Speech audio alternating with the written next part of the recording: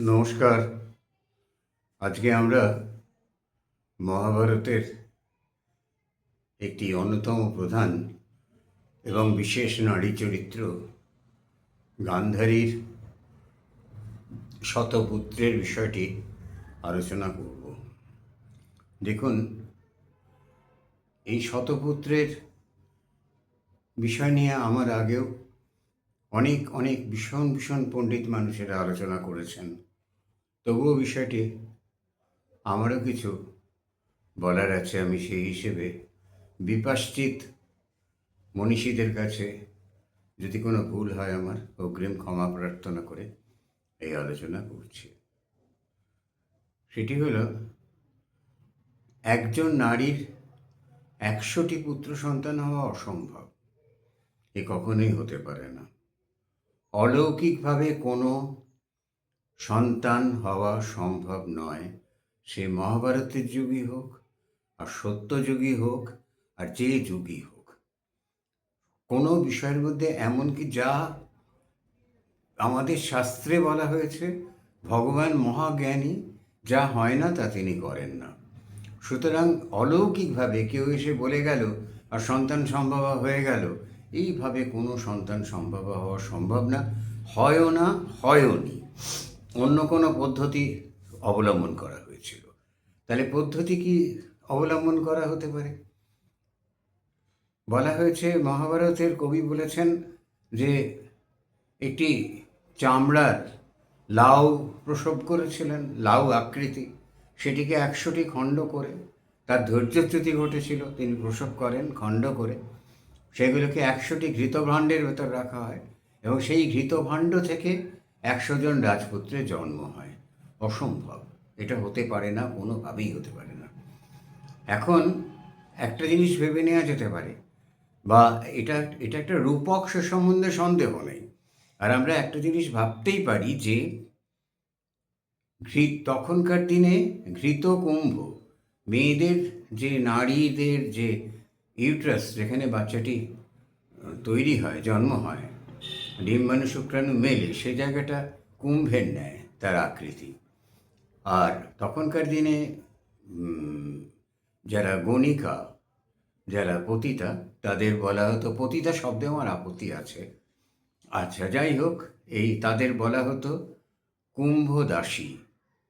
সুতরাং এখানে এমন তো হতে পারে যে ধৃতরাষ্ট্র, গান্ধারীর দ্বারা সন্তান উৎপাদন সম্ভব নয় এরকম একটা ধারণা করে বা জেনে ধৃতরাষ্ট্র 100 জন নারী, যারা বারবিলাসিনী ছিলেন, এরকম 100 জন নারীকে সন্তান সম্ভবা করেছিলেন এবং তাদের শরীরের মধ্যে ধৃতরাষ্ট্রের সন্তান জন্মগ্রহণ করেছিল, বড় হয়েছিল।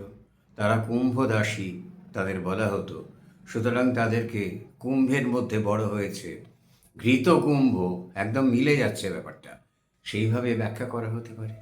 এর বাইরে তো কোনো ব্যাখ্যা করা সম্ভব না।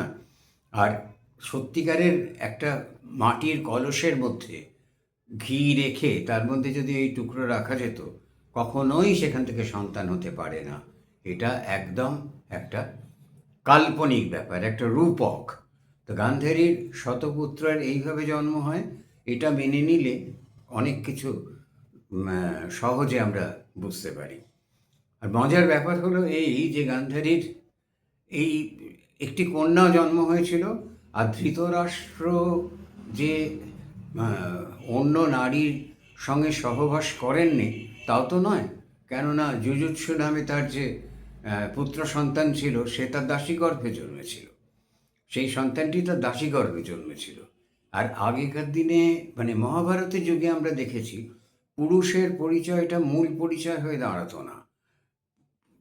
কুন্তির পুত্ররা কৌন্তেয়, বালিকা মাতা কর্ণের, রাধা রাধেয়, এইভাবে মহাভারত রামায়ণের যুগেও দেখুন সৌমিত্রার পুত্র সৌমিত্র, এইভাবে পরিচয় হতো। সেখানে কার গর্ভে জন্মেছে সমাজ থেকে বার করে দাও, এরম গোঁড়ামি তখন ছিল না। ক্ষেত্রজ পুত্র, যজ্ঞজ পুত্র, অনেক ধরনের পুত্র সন্তান ছিল।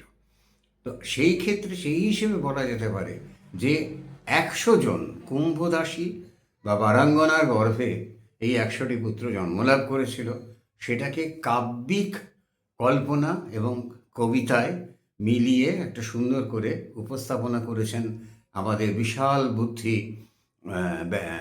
মহাভারতের কবি ব্যাসদেব। সেইখান থেকে এসেছে এই 100 পুত্রর গান্ধারীর কনসেপশন। একটি কন্যা সন্তান ছিল দুঃশলা।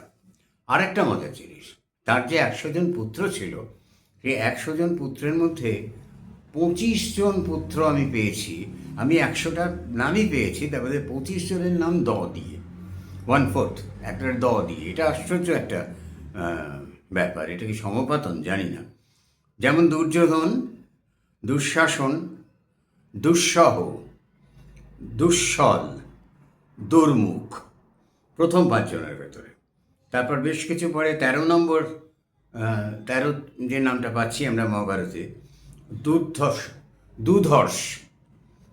আচ্ছা, তারপরে আমরা 15 নম্বর নাম পাচ্ছি দুষ্প্রদর্শন, তারপরে দুর্মোষণ, দুর্মুখ, দুষ্কর্ণ, এই নামগুলো আমরা পেলাম। এরপর পাচ্ছি দুর্মদ, দুষ্পহরস প্রভৃতি নামগুলো আমরা পেলাম। তারপর দুরায়ুজ, দৃঢ়বর্মা, দৃঢ়ক্ষেত্র এবং দুরোধন, দৃঢ়হস্ত, দীর্ঘবাহু, দীর্ঘলোচন আর কন্যা দুঃশলা। তাহলে এই এতগুলো দ কি কোইন্সিডেন্স, না এটা বিশেষ কোনো কারণে কোনো অর্থ হিসেব করে গান্ধারীর এতগুলি পুত্রের 25টি পুত্রের নাম? এদের কোনো রকম রোল আমরা দেখি না, কোনো রকম এদের অংশ যুযুৎসু নিয়েছিল। সে ওই একটি ছেলে, সে চলে যেতে চেয়েছিল, চলে গিয়েছিল পাণ্ডব পক্ষে। তো এই যেখানে দুর্যোধন আক্ষেপ করে বলেছিল সৎভাই সৎভাইই হয়, সে কোনোদিন আপনার হয় না। তো সে যাই হোক, তো প্রসঙ্গ আলাদা। এইরকম আমরা দেখি যে গান্ধারীর শতপুত্রের যে ব্যাখ্যা, সেটার আমার নিজের ক্ষুদ্র বুদ্ধিতে আমার মনে হয় একমাত্র ব্যাখ্যা এটাই হওয়া উচিত যে গান্ধারীর এই পুত্রেরা দাসী গর্ভে জন্মগ্রহণ করেছিল, অথবা দাসী গর্ভ হলে কুম্ভ শব্দটা হয়তো আসতো না। কুম্ভ শব্দটা যেহেতু এসছে, সেহেতু মনে হয় কুম্ভদাসী, আর কুম্ভদাসী বলতে পতিতাদের বোঝাতো। এই সম্বন্ধে আমাদের কোনো রকম সন্দেহের অবকাশ নেই। তবে রূপক তো আরও অনেক রকম হতে পারে, জানি না, আমার ক্ষুদ্র বুদ্ধিতে সেই বিশাল বুদ্ধির ব্যাখ্যা দেওয়া সম্ভব না। যাই হোক, এটা গেল গান্ধারীর শতপুত্র, আমার একটা ব্যাখ্যা। আবারও বলছি, এ ব্যাখ্যা অনেক পণ্ডিতজনও দিয়েছেন, আমি তাদের কাছে উড়িনি।